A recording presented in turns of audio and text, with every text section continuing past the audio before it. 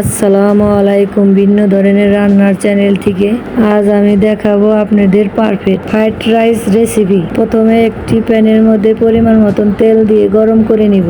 এরপর এর মধ্যে দিয়ে দেব 2টি রসুন কুচি, ভেজে নিব।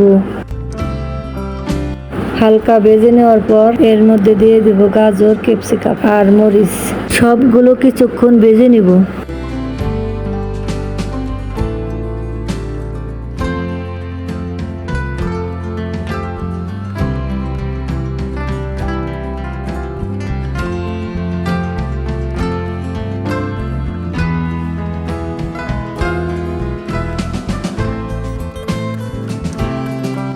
ভাজা হয়ে গেলে সবজিগুলো প্যানের এক সাইডে রেখে দিব।